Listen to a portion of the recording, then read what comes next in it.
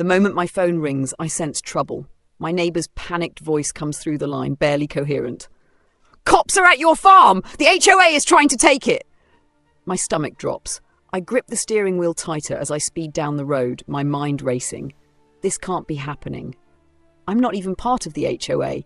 How could they possibly have the legal right to seize my land? As I pull up to my property, the sight before me is surreal. Multiple police vehicles are lined up along the dirt road leading to my barn. Officers stand around, some talking into radios, others surveying the land like it's already theirs. A few HOA board members hover nearby, looking self-important. And right in the centre of it all, arms folded across her chest, stands Karen, the self-appointed queen of the HOA.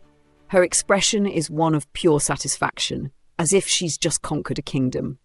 I barely have time to process before she declares, loud enough for everyone to hear, "He's been violating HOA regulations for too long! It's time to reclaim this land!"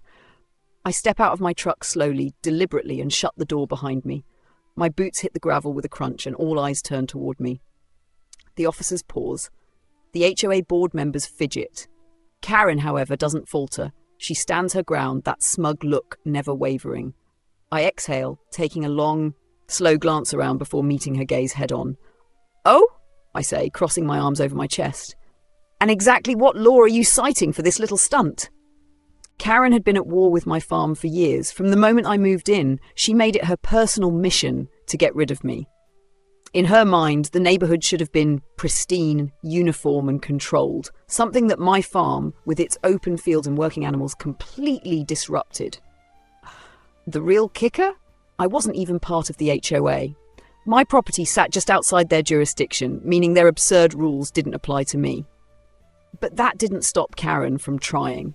She acted like the self-appointed ruler of the entire area, constantly sending letters and filing complaints, hoping to make my life miserable. At first, it was minor annoyances. She reported me for excessive noise, claiming my animals were keeping her up at night, even though my farm followed every noise ordinance to the letter. Then she moved on to the classic bad smell argument, even getting a few of her HOA minions to sign a petition, which ultimately went nowhere.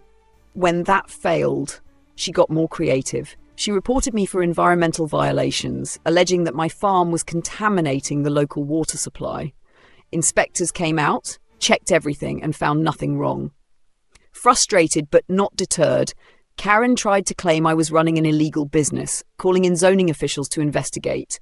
Once again, everything was in perfect order, and she was forced to back down. But Karen wasn't the type to accept defeat. With every failed attempt, her obsession with getting rid of my farm grew stronger. She was determined to find a way, any way, to take control of my land. That's when she decided to escalate. If complaints and fines couldn't shut me down, she would take it a step further. She convinced the HOA board that they had the authority to seize my property, twisting legal jargon and manipulating rules to justify her insane claim. And somehow, she had even managed to get law enforcement involved. Behind the scenes, Karen had been busy rallying her little army. She knew her previous attempts had failed, so this time she enlisted the help of a few like-minded HOA board members, people just as power-hungry and petty as she was. Together they crafted a narrative so outrageous, so utterly ridiculous, that it almost seemed believable. The plan was simple: make my farm look illegal. They scoured zoning laws, twisting definitions and cherry-picking clauses to support their claims. Suddenly, my legally owned livestock became unauthorised animals. My properly zoned agricultural land? Now it was being painted as an unapproved commercial operation. They even accused me of building structures without permits, structures that had been standing for years, fully documented and approved. But the real masterpiece of Karen's scheme was her call to the authorities. She made a dramatic phone call, insisting that I was violating local codes, endangering the neighbourhood, and refusing to comply with the HOA's demands. But she didn't call the real police. No, that would have required actual proof. Instead, she contacted the Code Enforcement Office, making it sound like an emergency. She fed them a sob story about a rogue landowner refusing to follow the law, demanding immediate action. And it worked. Code enforcement officers arrived, believing they were about to shut down some unlawful operation. They saw Karen, her HOA allies, and a handful of smug neighbours standing at the ready, prepared to watch my farm crumble. But there was one major flaw in their plan. I was the one who had helped draft the very zoning laws they were trying to use against me. A hush falls over the crowd. The smug grins on the HOA members' faces start to falter. The code enforcement officer shifts uncomfortably, glancing between me and the now visibly sweating Karen. Karen's mouth opens and closes like a fish gasping for air. She wasn't expecting this. "You what?" she finally sputters. I cross my arms, letting the silence stretch for just a second longer before I continue. "You heard me. I helped write the zoning regulations for this district 5 years ago. I know every clause, every amendment, and every loophole better than anyone here, including you." The officer, now clearly uncertain, flips through his clipboard. He's reading whatever nonsense Karen fed him, but it's obvious he's starting to doubt its validity. Karen, however, isn't one to back down easily. "Then you should know that Section 23, Clause C says farmland in HOA-controlled areas must be approved by the board," she snaps. She looks around, trying to regain control of the situation. "And this board, our board, does not approve of your farm." I laugh. A genuine, full-bellied laugh. "That's a nice interpretation," I say, except for one minor issue. Karen narrows her eyes. "What issue?" I step forward, lowering my voice just enough to make everyone lean in slightly. "My land isn't part of the HOA." A collective gasp ripples through the gathered crowd. Some of the HOA members exchange nervous glances, realizing they might have just walked into a very public disaster. The code enforcement officer clears his throat. "Wait, you're saying your property isn't under HOA jurisdiction?" I turn to him, pulling a neatly folded document from my back pocket. "I've been waiting for this moment." "This," I say, unfolding the paper slowly, "is a legal exemption document from when this neighbourhood was first developed. My farm existed before the HOA was even formed. My land was never included in the HOA's jurisdiction. It was never subjected to their rules, and it never will be." The officer takes the document, reading through it carefully. I watch his face as realization dawns. Karen, on the other hand, has gone completely pale. But, she stammers, her hands balling into fists. "You didn't check, did you?" I taunt. "You just assumed, and now you've wasted everyone's time." The crowd starts murmuring. A few neighbours chuckle. Even some of Karen's own supporters take a cautious step away from her. The officer sighs, rubbing his temples. "I need to verify this with the county records office, but if this is legitimate," he turns to Karen, his tone suddenly much sharper, "then you and the HOA may have overstepped your authority in a serious way." Karen's jaw clenches. I can practically see the gears in her head turning, desperately searching for a way out of this mess. But there isn't one. The circus she started is falling apart, and I'm just getting started. Karen's smirk is completely gone now. Her lips tremble as she stares at the ID in my hand. The colour drains from her face so fast I half expect her to pass out. The code enforcement officer, still holding my exemption document, looks at my ID, then back at me. His confusion deepens. "You wrote the zoning laws?" I nod, tucking the ID back into my wallet with deliberate slowness. "That's right, I worked directly with the county to draft these regulations." "So tell me." I glance at Karen, whose face is now a mix of horror and fury. "Exactly what law am I breaking here?" A heavy silence settles over the crowd. The HOA members who had been standing proudly beside Karen are now inching away as if hoping they won't be associated with this disaster. Karen sputters. This is impossible. You're lying." I tilt my head. "Lying?" I turn to the officer. "You can verify my credentials with the county records office. Go ahead, I'll wait." The officer hesitates, clearly torn between protocol and the growing realization that he's been played by Karen. Karen, however, is spiraling. "But you can't just have a farm in the middle of a residential area," she screeches. "That's ridiculous. Who even allowed that?" I raise an eyebrow. "Me." Another ripple of laughter spreads through the crowd. Even some of the neighbours who had been quietly observing can't hold back their amusement. The officer finally sighs and looks at Karen. "Ma'am, did you check the county records before filing this complaint?" Karen's eyes dart around, desperate for an escape. I didn't need to. Everyone knows farms don't belong in neighbourhoods. This is just common sense." I chuckle. So common sense is now a legal argument? Fascinating. The officer shakes his head, his patience clearly wearing thin. Ma'am, we can't enforce HOA regulations on non-HOA properties. If this man's land was never included in your HOA's jurisdiction, you have no legal authority here. The realization fully hits Karen like a brick wall. She's made a massive mistake and everyone knows it, but she's not ready to back down yet. I was just trying to protect property values, she stammers, her voice rising in pitch. This farm is ruining the aesthetic of the neighborhood. I cross my arms. You mean the farm that has been here for decades? The one that supplies fresh produce to local businesses? The one that existed long before your HOA did? Karen's jaw tightens. It's still not fair! The officer sighs again and turns back to me. Sir, I apologise for the confusion. If your documentation checks out, we have no reason to be here. Oh, it checks out, I say smoothly. But before you go, I'd like to address something else. Karen stiffens. What now? I smirk. Let's talk about false complaints and harassment, shall we? Karen's eyes widen in sheer panic. Her smug confidence is gone, replaced by frantic desperation. She whirls toward the officer, jabbing a finger in my direction. You can't just let him get away with this. Look at this place. It's a complete nuisance. The HOA has every right to enforce community standards.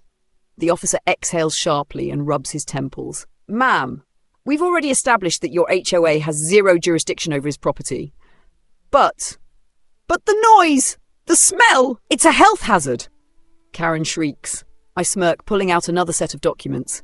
Actually, according to environmental health inspections, my farm meets all standards. Unlike the HOA, I actually comply with legal requirements.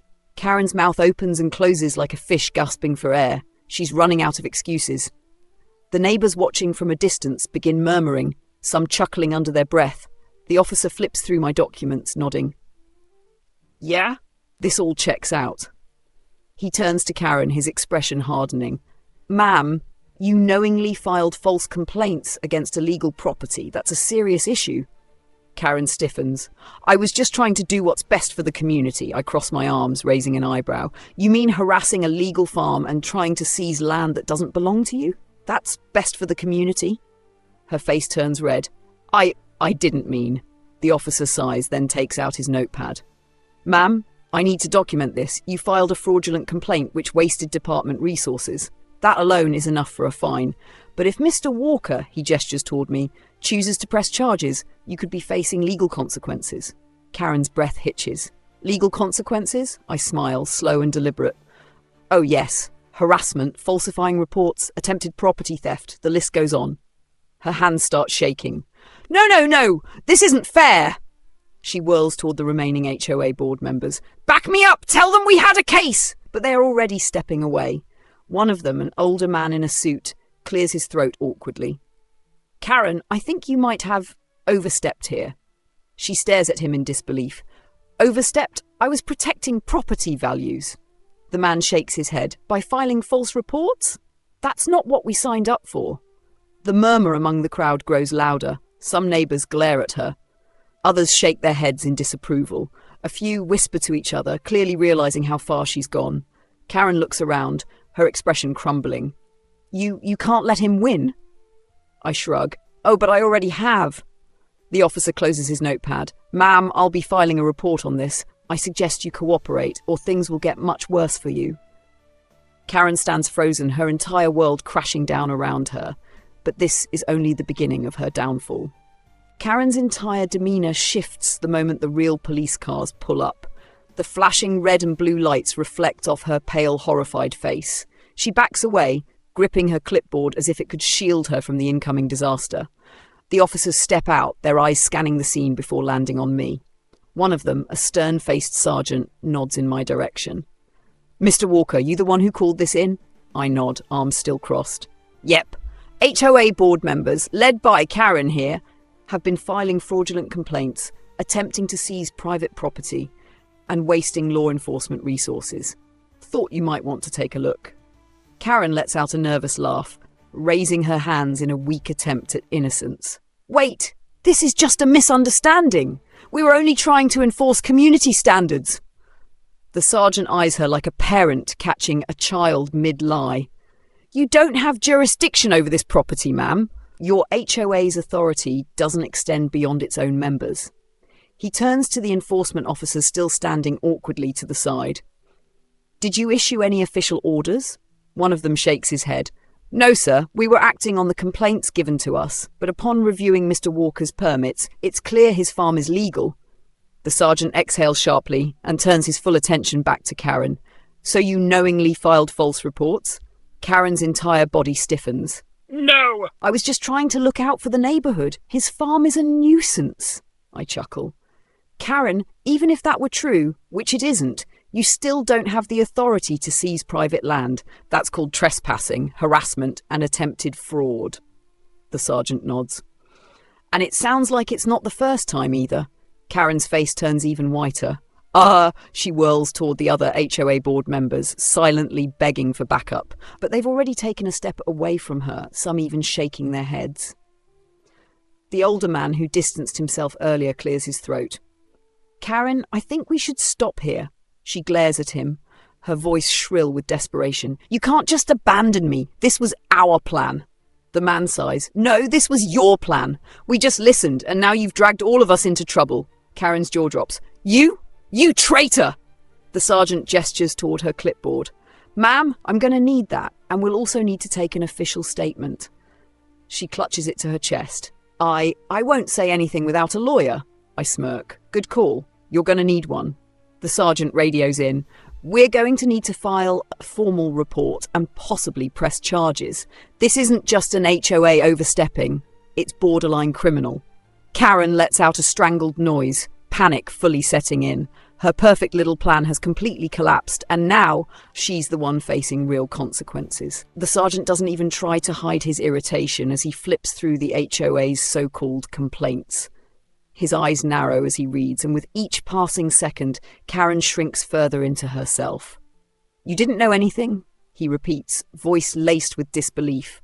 Ma'am, your name is all over these reports. You filed multiple complaints, made false claims about zoning violations, and attempted to coerce local authorities into an illegal action.